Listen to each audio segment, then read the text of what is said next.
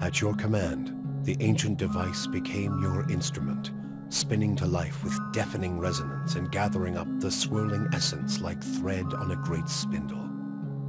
There, in the pale pulsing glow of the machine that set you on this path long ago, you summoned all your strength, focusing on your objective and blocking out all else.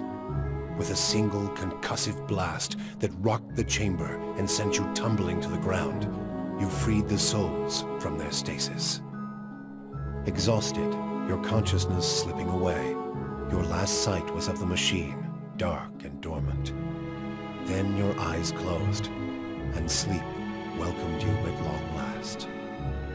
After coming to and searching for some time, you discovered the route Theos used to enter Sun in Shadow, and embarked on a long and arduous ascent back to the surface. You emerged in Ter Evron after days of tunneling through the rubble Theos had left behind, and when you stepped into the daylight, you were faced with a different Dyrwood than the one you had left. At your direction, the souls diverted by Theos were guided back to the vessels originally meant for them. For the first time, parents of hollow-born children woke to the cries of their infants and looked into their eyes to see them staring back. People fell to their knees where they stood, thanking Helia or Mogren, or even Aethys for their forgiveness of whatever guilt they felt they bore. But for all the relief that had come to some parents, others only found new grief. For many thousands of Hollowborn had died during Wide One's legacy, many by their parents' own hands.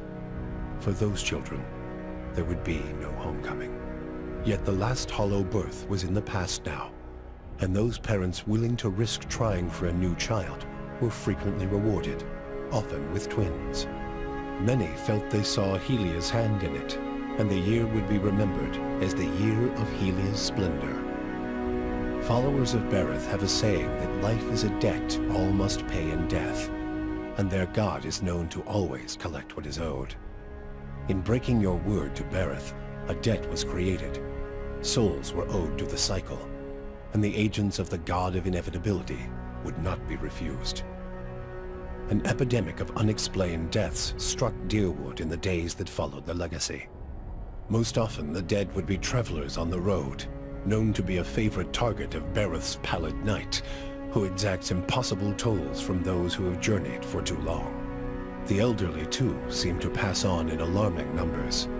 But just as often, the deaths appeared to strike randomly, and for no reason at all.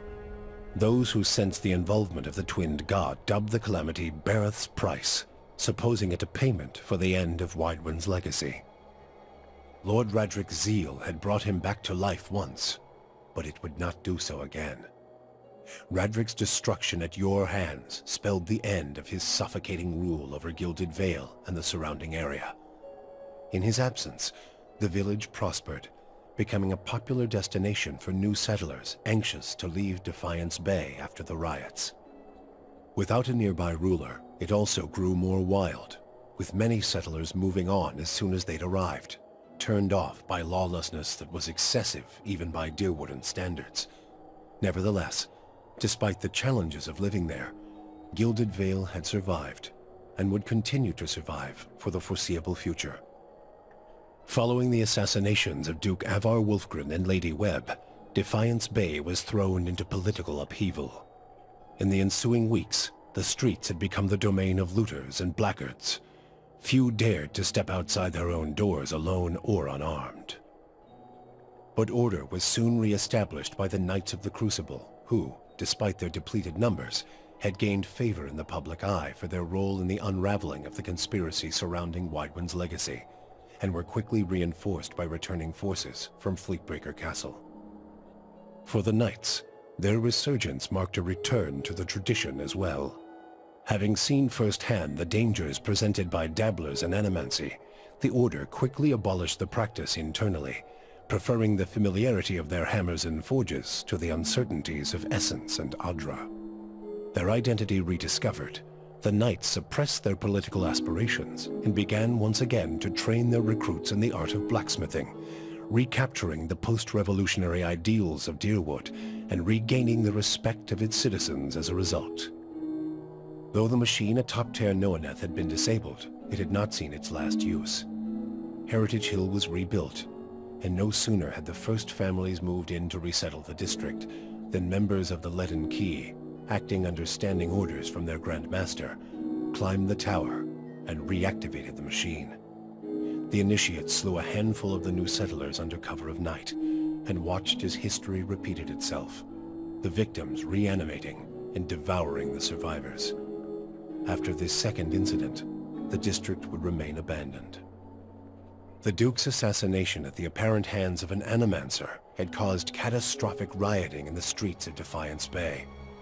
But those who had escaped the melee and the palace hearings remembered the testimonies of the strange guest who had shown up that day and absolved Animancy, implicating the Leaden Key instead. The rumor spread quickly, and soon the popular belief was that the assassin had been a Leaden Key spy. When the legacy had lifted, people came to see it not as a sign that the riots had been according to the gods' wishes, as Theos had hoped, but as a confirmation that Animancy had never been the source of the problem in the first place. Deerwoodans instead convinced themselves that the riots had somehow purged Defiance Bay of Leaden Key spies, and that the end of Weidwyn's legacy was their well-deserved reward. The rage against Animancers was quickly forgotten, and those who had survived were permitted to return to Brackenbury Sanitarium and rebuild it so they might resume their studies. In the town of Deerford, an underground cult dedicated to Scan insinuated itself into the town's institutions. It became a popular travel destination for the wealthy, who were actively courted by the town's leadership. But few who visited the town would ever return, as they soon found their fortunes plummeting and their reputations destroyed by their own kin. The fortress of Cadnua emerged as a bastion of security in the midst of an untamed land, becoming the envy of every thane and earl in Deerwood. Legend grew over time of its impregnability, and stories of formidable invaders easily scattered by the keep's defenses became popular around the hearths of Deerwoodanians.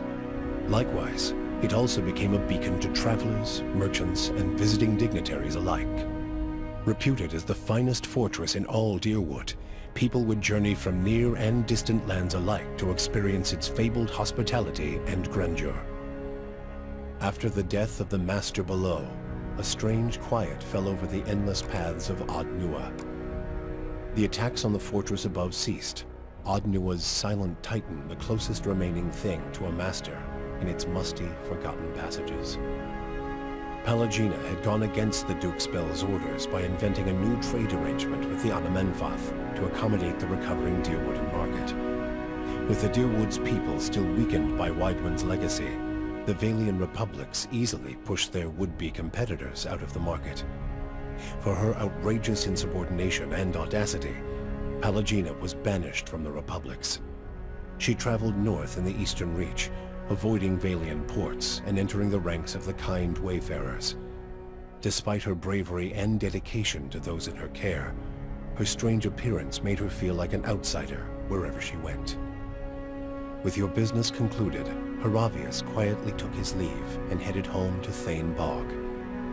The elders of the Fisher Crane had not warmed to Haravius in his absence, and when he arrived, he was denounced and scorned.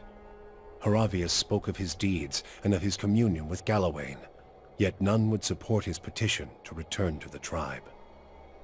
One by one, starting with the oldest, Haravius challenged each member of the council to single combat, humiliating the Riau in a series of savage duels.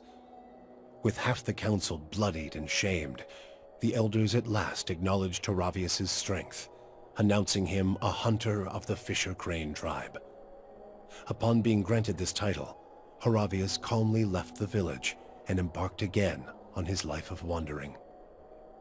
Adair chose not to return home to Gilded Vale. Still most comfortable far from cities, he settled in Deerford, which, like many towns in the Deerwood, was beginning the slow process of rebuilding. Believing now that it was the obligation of Kith to be the leaders their gods had not, Adair was soon named mayor of the town, and under his guidance, Deerford soon began to prosper. He expelled the last of the Scanites from the area and drew new settlers with the offer of land, a trick he had learned from someone he otherwise preferred to forget. With each passing day, Dyrford would come to more closely resemble the gilded veil of Adair's childhood, the one worthy of its name. When the dust settled in sun and shadow, Aloth looked upon the remains of Theos Ixarchanon, his former master. He saw where the Grand Master had gone wrong, and what would be required to undo the harm Theos had wrought. With a flick of his wrist, he burned Theos's robe, headdress, and every other symbol of the man's power. Never again, he vowed, should Kith live in fear and blind obedience to an authority they did not understand.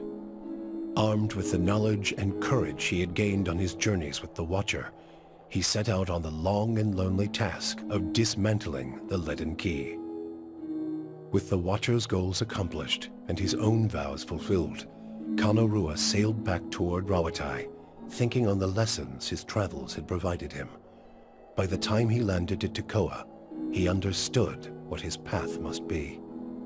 Standing before the Lore College, Kano Rua explained that the tablet he sought had been destroyed, and so a true interpretation of the Tonvi Oratoa could no longer exist. The people of Rawatai would have to create their own. He described the many strange things he had seen in his travels, and announced his intent to pursue the accumulation of knowledge abroad, seeking answers to new questions. True to his word, Kana soon set sail on yet another expedition, and in Tekoa, his passionate accounts inspired many to follow in his footsteps. With Theos defeated and the souls released from sun and shadow, healthy children were born once again in the Dyrwood. The grieving mother sought a place where she might do penance for the birthing bell. She returned to Dyrford, where, to the astonishment of the villagers, she delivered the first healthy child in over a decade. She remained there, and with each new birth, she saw a measure of hope restored to the Dyrwood, and a measure of grace for her own troubled past. Durrance continued to blame Woodica for the atrocities of the Saints' War.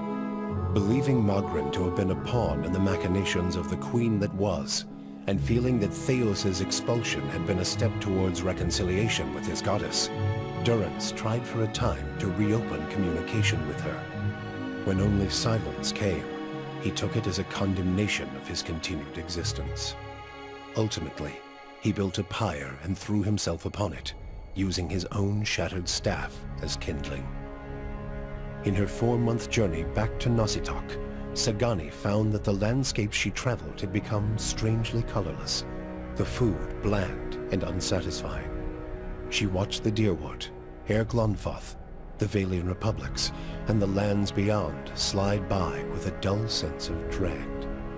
She returned home to great celebration, yet the words of joy and congratulations rang hollow to her.